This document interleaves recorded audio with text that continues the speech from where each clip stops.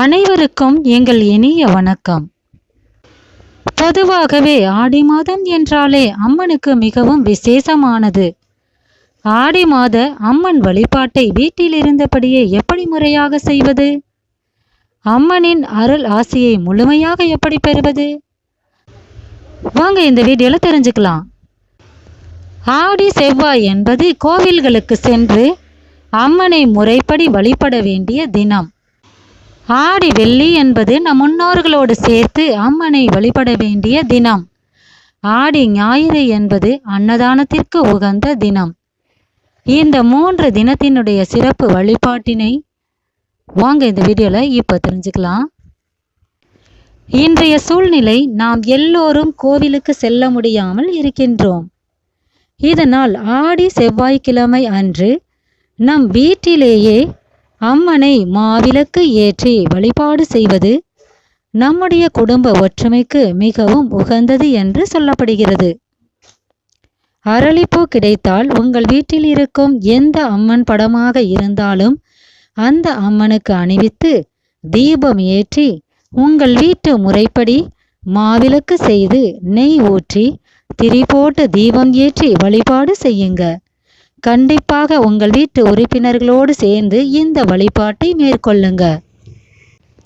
அடுத்ததாக ஆடி மாதம் வரும் வெள்ளிக்கிழமை. இதில் அம்மனோடு சேர்த்து நம்முடைய வீட்டில் கன்னி பெண்களாக யாராவது இறந்திருந்தால் அவர்களையும் நினைத்து வீட்டில் பூஜை செய்யலாம். அது நம் குடும்பத்திற்கு மிகவும் நல்லது என்று சொல்லப்பட்டுள்ளது. உங்கள் வீட்டில் வேப்பமரம் இருக்கும் பட்சத்தில் அந்த மரத்தை தெய்வமாக நினைத்து மஞ்சள் குங்குமம் வைத்து அகல் தீபம் ஏற்றி வழிபாடு செய்யுங்க. வீட்டில் வேப்பமரம் இல்லாதவர்கள் வேப்பமரத்திலிருந்து வேப்பமர சிறிய கிளைகளை பறித்து வீட்டிற்கு எடுத்து வந்து நம் வீட்டு பூஜை அறையில் ஒரு சிறிய பித்தளை சொம்பில் முழுமையாக தண்ணீர் ஊற்றி அதில் கொஞ்சம் மஞ்சள் பொடியிட்டு அந்த தண்ணீரில் வேப்பங்கிளைகளை சொருகி வைத்து விடுங்க. உங்கள் வீட்டில் அம்மனே வந்து குடிக்கொண்டதாக அர்த்தமாகிவிடும். அதன் பின்பு உங்களால் என்ன கலவை சாதம் பிரசாதமாக செய்ய முடிந்தாலும் சரி அதை சமைக்கலாம். எள் சாதத்தை தவிர மற்ற கலவை சாதத்தை அம்மனுக்கு படைக்கலாம். வெறும் சர்க்கரை பொங்கல் மட்டும் செய்ய முடிந்தால் கூட போதும். இதோடு சேர்த்து துள்ளு மாவு, பானகம், இளநீர் இவைகளை வாழை இலையில அம்மனுக்கு நைவேத்தியமாக படைத்து அம்மனையும் நம்முடைய முன்னோர்களையும் சேர்த்து மனதார வழிபாடு செய்யும் பட்சத்தில் நம்முடைய வீடு சுபிட்சம் அடையும். அம்மனுக்காக படைத்திருக்கும் இந்த இளநீரை மட்டும் நாம் பருகக்கூடாது. மற்றபடி எல்லா பிரசாதங்களையும் நாம் சாப்பிடலாம். இளநீர் தண்ணீரை மரத்தின் அடியில் ஊற்றிவிடுங்க. சில பேர் வீடுகளில் இந்த ஆடி வெள்ளியில் தங்கள் குடும்பத்தில் கன்னி பெண்களாக இறந்தவர்களை நினைத்து அவர்களுக்கு புதிய ஆடை, மஞ்சள், குங்குமம், வளையல், பொட்டு, ரிப்பன் என்று பொருட்களை பூஜை அறையில் வைத்து படைத்து அவர்களை மறக்காமல் பூஜை செய்து வருவாங்க. அவர்களுக்கு படைத்த அந்த பொருட்களை எல்லாம் சிறு வயதில் இருக்கும் பெண் குழந்தைகளுக்கு தானமாக கொடுப்பது இன்னும் சிறப்பு. இது குடும்பத்திற்கு மிக மிக நல்லது என்று சொல்கிறது சாஸ்திரம்.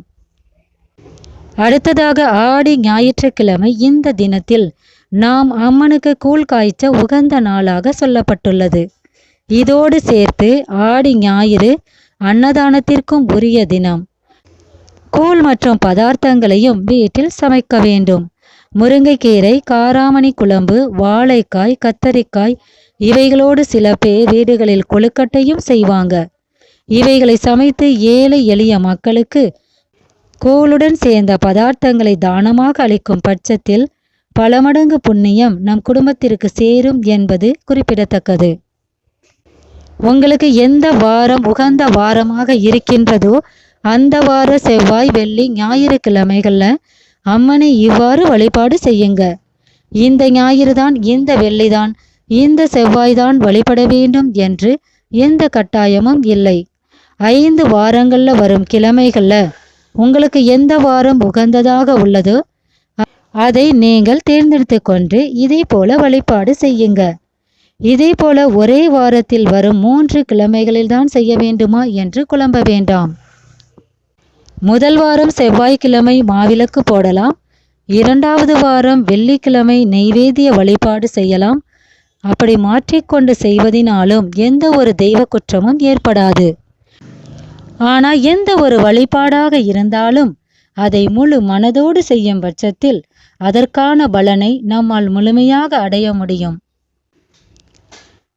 ஆடி மாத வழிபாட்டின் மூலம் எல்லோருக்கும் அம்மனின் அருளாசி கிடைக்க நாங்களும் மனதார வேண்டிக் கொள்கிறோம்.